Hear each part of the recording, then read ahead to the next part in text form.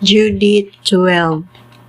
Gisugo ni Holofernes ang iyang mga tawo nga dadon si Judith ngadto sa lamisa nga gibutangan sa iyang mga plata nga galamiton sa pagkaon ug nga silbihan siya sa pipila sa iyang kaugalingong linain nga pagkaon ug bino.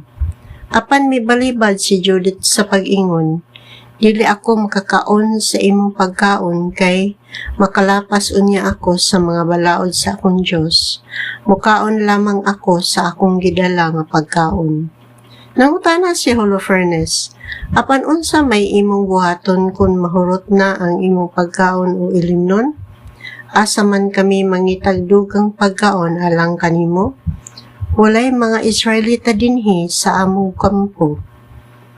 Mitubag si Judith, Sir, sama nga ikaw buhi, ipaniguro ko nga aduna ako'y igong pagkaon, nga mulungtad hangtod nga gamito na ako sa Ginoo aron pagtuman sa iyang laraw.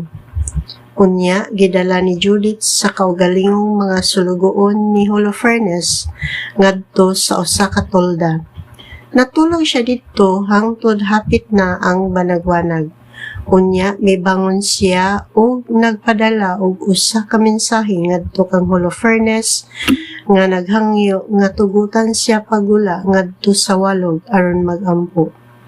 Misugo si Holofernes sa iyang mga gwardiya nga tugutan si Judith pagula sa kampo. Busa sulod sa 3 ka adlaw nagpuyo si Judith dito sa kampo ug matagabii mugula siya ngadto sa walog duol sa Betulya ug maligo sa tubod. Human siya makaligo, magampo siya sa Ginoong Dios aron giyahan siya sa iyang laraw sa pagdalag kadaugan ngadto sa Israel. Unya, mubalik siya ngadto sa kampo nga hinlo na sumala sa ilang seremonyas ug magpabilin sa iyang tolda hangtod kahuman sa panihapon. Sa ika-4 nga adlaw sa pagpabili ni Judith dito sa kampo, si Holofernes mihatag og usa ka kumbira alang sa iyang labing dagko nga mga opisyal, apan wala niya dapita ang bisan kinsa sa mga opisyal nga anaa sa ilang pwesto niadtong adlaw. Miingon siya kang baguas. Ang eunuko nga mo'y tigdumala sa iyang mga personal nga kalihukan. Lakaw og daniha ang babae nga Hebreo nga anaa ubos sa imong pagbantay aron moari siya sa akong tolda og mukaon og minom uban kanato. Makauulaw man usab nga palabyon ang usa ka higayon sa pag-angkon sa usa ka babae nga sama kaniya. Kung dili ko siya makuha, iya akong katawan. Busa, mibiya si baguas kang Holofernes o miadto kang Judith. Miingon siya, maanyag nga babae, ang general nagadapit kanimo ngadto sa iyang tolda aron mag-inom uban kaniya didto. Dali o paglingaw-lingaw sama sa mga babae nga taga-Assyria nga nag-alagad sa palasyo ni Nabucodonosor. Usa kini kadakong dungog. Mitubag si Judith, malipay ako sa pagdawat. Unsaan ako pagbalibad? Hinumduman ko kining malipay nga gabi sa tibokong kinabuhi. Busa mitindog si Judith og misulob sa labing matahom niyang mga sapot.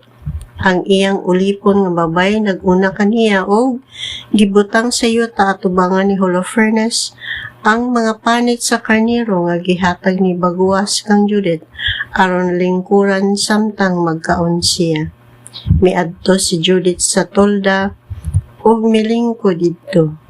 Nadani pag-ayo ni Holofernes sa pagkakita niya kang Judith ug dili kapugngan ang iyang tinguha sa pag-angkon kaniya. Sukad sa unang adlaw sa pagkakita niya kang Judith, nagpaabot siya og usa ka higayon aron makuha niya siya. Mingon siya kang Judith, uban ka namo sa pag-inom-inom o paglingaw-lingaw sa imong kaugalingon. Mitubag si Judith, "Malipay ako, sir, sa paghimo ni ana. Mao kini ang labing malipay nga adlaw sa akong kinabuhi." Apan bisan pa ni ana, si Judith mikaon ug miinom lamang sa inandaman nga pagkaon sa iyang ulipon. Si Holofernes nabihag sa hilabihan nga katahom ni Judith nga tungod niini kadto pagayud siya nakainom og daghan kayong bino sa tibuok niyang kinabuhi.